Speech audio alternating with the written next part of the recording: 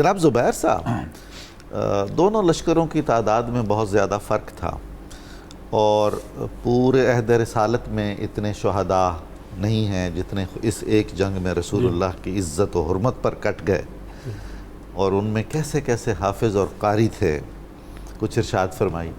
بسم اللہ الرحمن الرحیم۔ مسلمانوں کا لشکر 10,000 مجاہدین پر مشتمل تھا اور مسلمہ کذاب کے 40,000 جیالے تھے، تو فرق تو بہت زیادہ ہے۔ اور یہ اتنی اہم جنگ تھی مسلمانوں کے لیے کہ جو سابقون الاولون صحابہ کرام تھے وہ بھی اس میں شریک ہوئے، بزرگ ہو گئے تھے۔ انہوں نے کہا کہ یہ بڑا اہم اور ضروری معاملہ ہے، اور وہ سارے گئے۔ تو اس میں بڑی بڑی حضرت زید بن خطاب، آپ نے ان کا نام لیا ہے، اور اس میں حضرت ثابت بن قیس شماس جیسے لوگ ہیں جن کو خطیب الانصار کہا جاتا ہے، اور جن کے پاس جو ہے وہ انصار کا جھنڈا تھا، حضرت ابو حذیفہ۔ جی، حضرت ابو حذیفہ۔ یعنی بظاہر ان تمام صحابہ کی وہ عمر نہیں تھی کہ یہ جنگوں میں شریک ہوتے، لیکن یہ مسئلہ ایسا تھا جی بالکل صحیح کہ گھر میں چین سے بیٹھنا ممکن نہیں تھا۔ جی بالکل صحیح ہے۔ اچھا، اس میں بڑے بڑے اہم واقعات، حضرت ثابت بن جو قیس ہیں ان کا ایک ایسا واقعہ ہوا کہ پہلا یہ واقعہ ہے اسلام کی تاریخ کا کہ خواب میں آپ نے کوئی چیز بیان کی اور حضرت بکر صدیق رضی اللہ تعالیٰ تک پہنچی اور انہوں نے اسے امپلیمنٹ کروایا۔ کیا بات! حضرت ثابت بن قیس شماس شہید ہو گئے تو انہوں نے خواب میں آ کے مسلمان کو کہا کہ ایک مسلمان آیا یار میری زرہ اٹھا کے لے گیا، اور وہ خیمے کے پاس اس نے زمین میں اس جگہ پہ دبائی ہوئی ہے اور اوپر کجاوا رکھ دیا۔ تو حضرت خالد بن ولید کو جا کے بتاؤ وہ وہاں سے نکلوائیں اور اس کو بیچنا، اور اس سے میرا یہ قرض ہے حضرت بکر صدیق رضی اللہ تعالیٰ عنہ کہنا کہ اس کو ادا کریں۔ اور وہ بالکل اسی طرح ہوا، وہ جا کے نکالی گئی، اس کو پھر بیچ کے پھر وہ جو ان کے ذمہ قرض تھا وہ ادا کیا گیا۔ اور یہ ایک ایسا واقعہ، یہ البدایہ والنہایہ کے اندر واقعہ ہے۔ اب حضرت زید بن خطاب جو ہے یہ قدیم الاسلام ہے، انہوں نے حضرت عمر خطاب سے بھی پہلے اسلام قبول کیا، اور بلکہ حضرت امیر المومنین عمر فرمایا کرتے تھے کہ میرے بھائی دو چیزوں میں سبقت لے گئے مجھ سے، جی اسلام قبول کرنے میں اور شہادت میں۔ جی بالکل ایسے ہی۔ اور انہوں نے وہ جو نہر رجال تھا، رجال بن انفو، وہ دایاں ہاتھ بنا ہوا تھا مسلمہ کا، بلکہ کہتے ہیں کہ اتنا مسلمہ نے نقصان نہیں پہنچایا جتنا اس نے پہنچایا، کیونکہ رسول کریم صلی اللہ علیہ وسلم کے پاس آیا، آپ صلی اللہ علیہ وسلم کی طرف سے معلم مقرر ہوا، اور وہ جا کے مسلمہ سے مل گیا، اور لوگ سمجھتے تھے کہ انہیں رسول کریم صلی اللہ علیہ وسلم نے مبلغ بنا کے بھیجا ہے، معلم یہ ٹھیک کہہ رہا ہے جو کہہ رہا ہے، اور وہ جھوٹ بولتا تھا، وہ کہتا تھا کہ رسول کریم صلی اللہ علیہ وسلم نے مسلمہ کو اس میں شریک کر دیا۔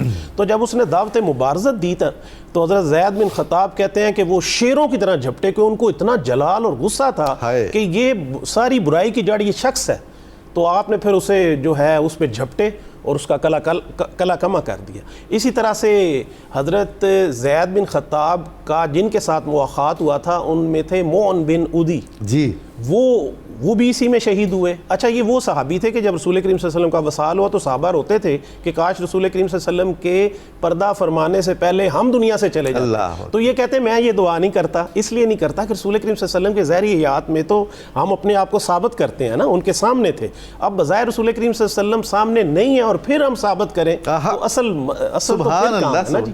اچھا، اسی جنگ میں پھر حضرت ابو دجانہ جو آپ نے ان کا نام سنا ہوگا، سماک جن کو کہتے ہیں، اور یہ وہ صحابی ہیں جنہوں نے غزوہ بدر میں اپنے سر پہ سرخ رنگ کا کپڑا علامتی طور پہ باندھا ہوا تھا، شجاعت اور خون کی علامت تھا کہ میں شہادت کے لیے تیار ہوں۔ اور یہ وہ صحابی ہیں جنہوں نے غزوہ احد میں بیعت موت کی تھی رسول کریم صلی اللہ علیہ وسلم کے ہاتھ میں، اور آپ صلی اللہ علیہ وسلم نے انہیں تلوار دی تھی اور انہیں تلوار کا حق ادا کر دیا۔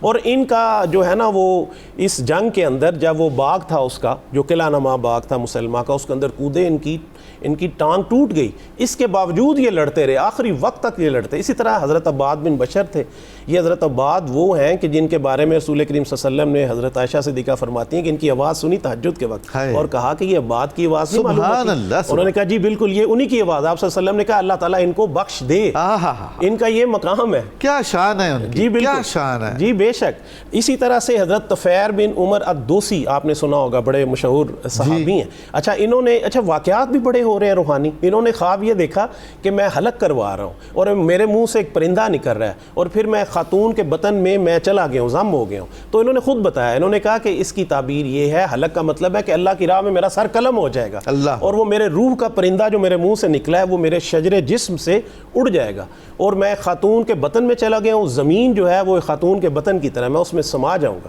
تو اس طرح کے اتنے واقعات ہیں۔ زبیر صاحب، یہ جو مارکہ ہے یہ چونکہ ختم نبوت کے تحفظ کے لیے ہے. جی اللہ تعالیٰ نے انعام کیا جی بے شک امت محمدیہ پر جی کہ بیشتر شرکاء صحابہ کو جی سچے خواب آئے, جی بالکل سچے الہامات ہوئے, جی بے شک کشف ہوئے. جی بے تو شک صحابہ کی جو کرامات ہیں جی بے ان میں بہت ساری ایسی ہیں جن کا اس جنگ سے تعلق ہے. جی بے شک ایسے یہ ہی صلہ ہے, جی بے شک روحانی صلہ ہے جی بے شک اس عزم کا جو ناموس مصطفیٰ صلی اللہ علیہ وآلہ وسلم کے تحفظ کے جی لیے. بے شک. میں ایک اور خواب بیان کرتا ہوں. حضرت عباد نے یہ دیکھا, حضرت ابو سعید خدری کو بتایا کہ میں نے یہ دیکھا کہ میرے لیے آسمان کھل گیا ہے اور پھر بند ہو گیا. انہوں نے کہا میں نے اس کی تعبیر یہ کی ہے کہ میں شہید ہو جاؤں گا, میرے لیے شہادت کا آسمان کھل جائے گا اور پھر بند ہو جائے گا, میں پرواز کر کے اس پر چلا جاؤں. اللہ اکبر, سبحان اللہ سبحان اللہ. اچھا دیکھیے یہ جو رویائے صادقہ ہے اور پھر ان کی تعبیر ہے, یہ اللہ تعالیٰ نے حضرت یوسف علیہ السلام کو عطا کی تھی. جی بالکل اور امت محمدیہ میں خصوصاً اس وقت